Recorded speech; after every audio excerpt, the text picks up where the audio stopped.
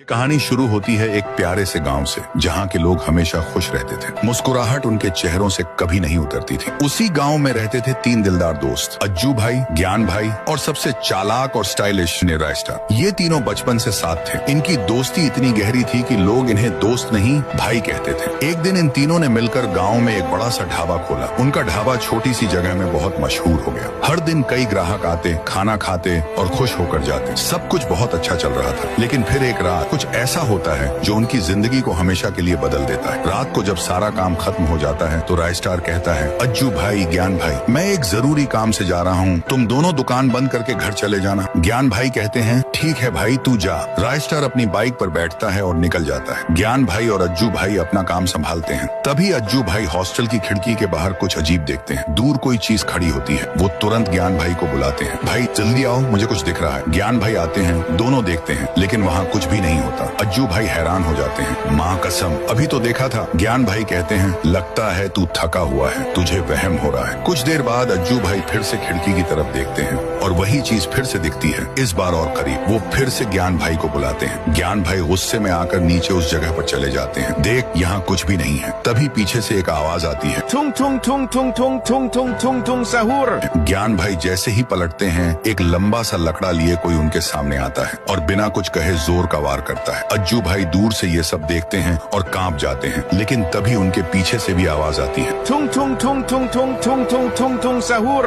वो पलटते हैं तो देखते हैं तीन लंबा लकड़ा उनके सामने खड़े हैं, आंखों में गुस्सा। अज्जू भाई अपनी जान की भीख मांगते हैं, लेकिन कोई सुनने वाला नहीं था। अगली सुबह जब लोग ढाबे पर आते हैं तो देखते हैं अज्जू भाई और ज्ञान भाई की लाशें ढाबे की छत से लटकी हुई हैं। रायस्टार को बुलाया जाता है। जैसे ही वो ढाबे पर पहुंचता है, अपने भाइयों की हालत देखकर टूट जाता है। ये किसने किया मेरे भाई जैसे दोस्तों के साथ? तभी गांव का एक बुजुर्ग आता है, कहता है, मैंने पहले ही कहा था रात के वक्त यहाँ मत रुकना, लेकिन तूने नहीं सुना। रायस्टार समझ जाता है ये कोई आम मौत नहीं थी। उसी रात रायस्टार फैसला करता है कि वो इस राज का पर्दाफाश करके रहेगा। रात के 2 बजे जब पूरा गांव अंधेरे में डूबा होता है, रायस्टार अपने ढाबे में छिप जाता है। तभी उसे जंगल की तरफ कुछ लोग जाते हुए दिखाई देते हैं। रायस्टार समझ जाता है यही है वो बल्ला उठाता है और उनके पीछे दौड़ पड़ता है, लेकिन जैसे ही पास पहुंचता है, तीनों लोग अचानक गायब हो जाते हैं। तभी पीछे से एक आवाज आती है, थुंग थुंग थुंग थुंग थुंग थुंग थुंग थुंग थुंग सहूर।